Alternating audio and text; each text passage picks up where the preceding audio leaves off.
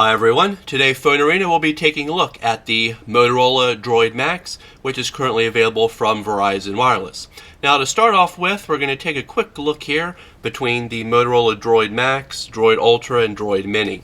You can kind of see some of the differences here. Of course, the DROID MAXX and DROID Ultra are the largest of the three, with the DROID Mini naturally being the smallest.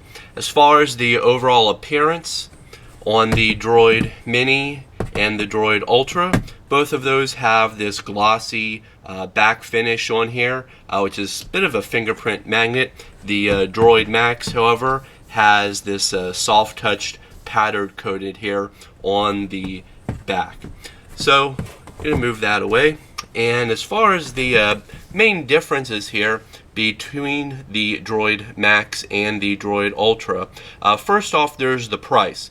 The DROID Ultra comes in at $200 on contract, while the DROID Mini is $100. The DROID MAXX, however, is $300 on contract. So there's a $100 price difference here between the two devices. Now, the reason for that is the DROID MAXX has a much larger battery. As you can see, the device is a little bit thicker than the DROID Ultra. The battery is 3,500 milliamp hours, which provided up to about 20 hours of continuous talk time on a full charge. So definitely has a really good battery life.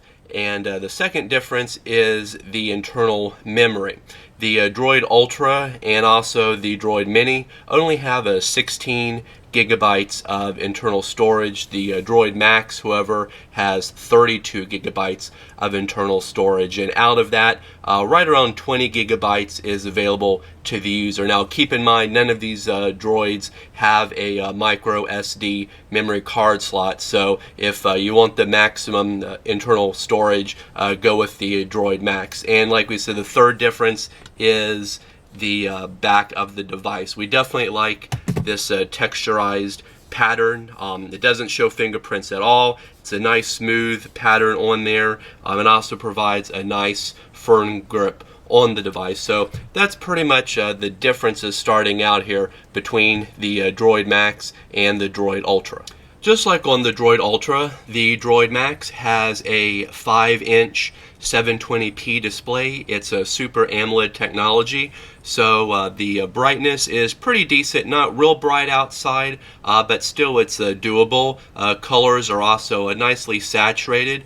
Since it's 720p, text and images are going to look pretty good on there. However, it's not going to be quite as crisp and clear as a 1080p display, such as on the Samsung Galaxy S4 or the Galaxy Note 3. But it does have a nice 5-inch Super AMOLED display.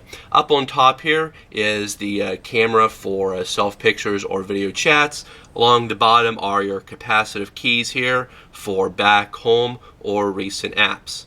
Along the left edge, it's perfectly blank. Up on top is the 3.5mm headset jack, and around on the right is the power lock key and the volume rocker. This also doubles as the SIM card slot. Pretty much have to get a fingernail or a small pin under there and pop out the volume rocker. It's also raised from the surrounding area of the phone, so it does have a nice tactile feel to it. Round on the back is a 10 megapixel camera. This uses Motorola's new Clear Pixel technology. It's also the LED flash and external speaker. So overall, it's definitely a premium device. Because it has this backing on there different than the Ultra. It does give a little bit more of a higher end feel to it, though it is slightly thicker and slightly heavier, but it still is pretty comfortable to hold. So let's take a look at the software features. One nice feature of all the new droids is that it comes running Android 4.2.2 Jelly Bean. It's pretty close to a stock Android experience as possible. Have a total of 5 home screens here. As you can see, moving between them is really quick and smooth, really no lag or delay. Have your static icons down here at the bottom, and going into the apps and widget drawer, again, really nice and smooth. So it's pretty much going to be a stock Android experience. Another feature is the active notification with touchless control. Basically how that works is right now the screen is completely turned off, but say you want to find out what the current time is, all you have to do is just sort of nudge the phone and you'll see the display here will light up just in the center. Since it's AMOLED, only that center part of the screen is using power there for the date or just for the time, and then you can hold on the lock icon, scroll down, and unlock it.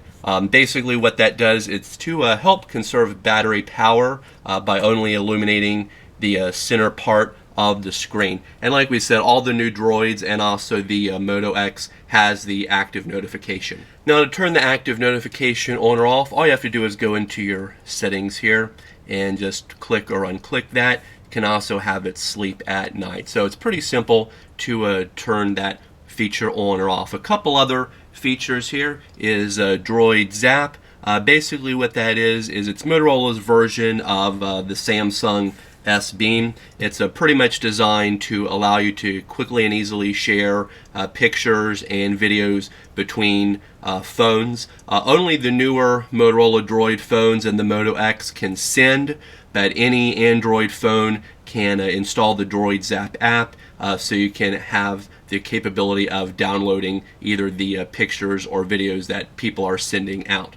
Another feature is the touchless control. It's basically a voice recognition for the Google Now experience. You can find out some more information about that and a little bit of a walkthrough on the DROID Ultra review.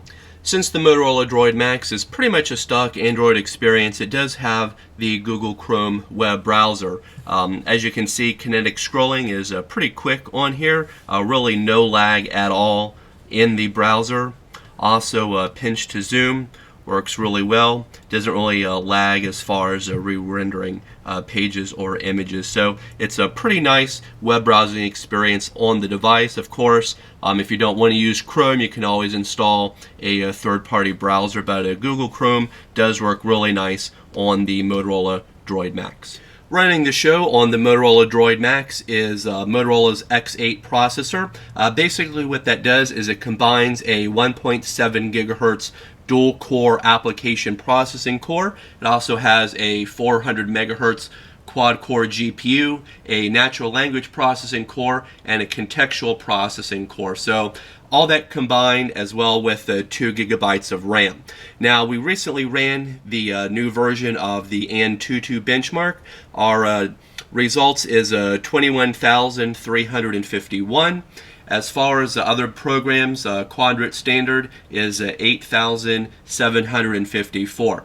Those are slightly lower than some of the scores that we get with the Samsung Galaxy S4, which that phone has an actual quad-core processor, so the scores are going to be a little bit higher on that. But for graphics benchmarking programs, the Motorola DROID MAXX and the other Motorola's using the X8 processor are going to actually do a little bit better on that, such as GL Benchmark, just because of the quad-core GPU. But still in all, in everyday real-world use, the Motorola DROID MAXX, Ultra, Mini, Moto X, they're all going to be equally fast, and you're really not going to notice any sluggishness, any difference in speed between that and other full quad-core devices on the market.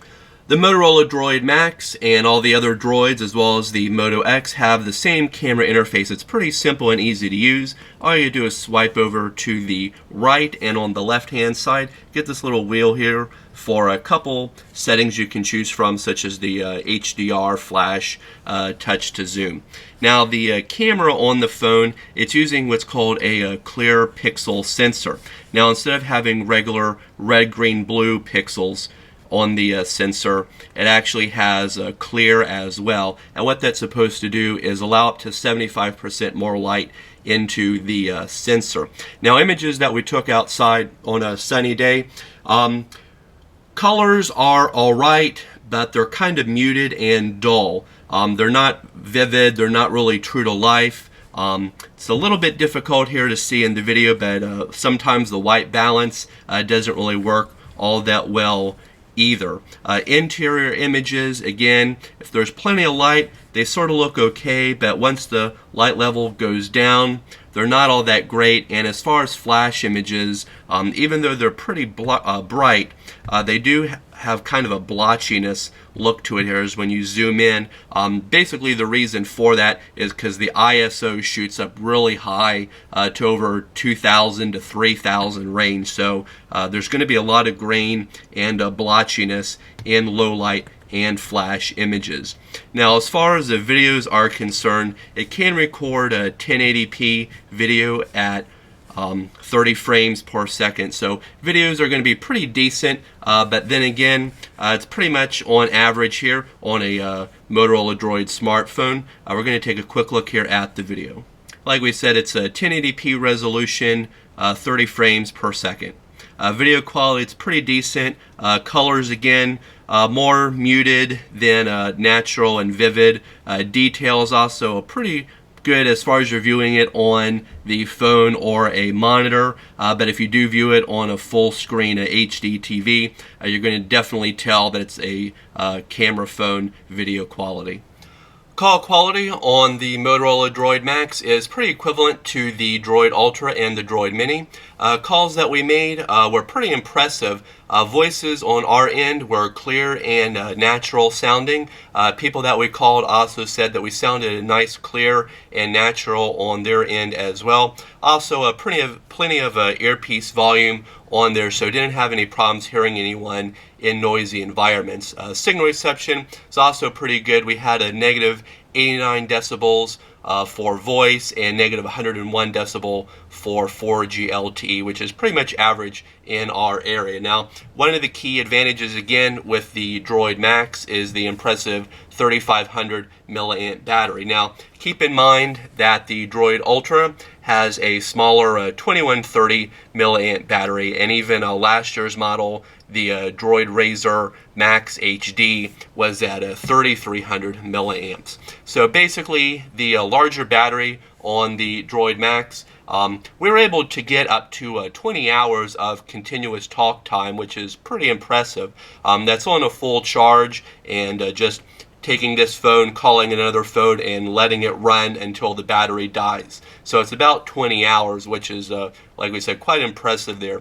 As far as mixed usage, you're going to have about 3 days, maybe 4, depending on how often you use the phone. So the battery, again, is one of the key advantages here with the Motorola DROID MAXX. So overall, we're pretty impressed here with the DROID MAXX. Like we said, it's got a $300 price with 2-year contract, which is definitely a premium price, but then Motorola is considering this their top tier premium phone. Again, some of the features differences between the DROID Ultra and the DROID MAXX is the larger 3500 milliamp battery, also the 32 gigabytes of internal storage, and the differences with the backing of the device with the soft touch coating. So if you want to find out some more information about the Motorola DROID MAXX, visit our website at PhoneArena.com.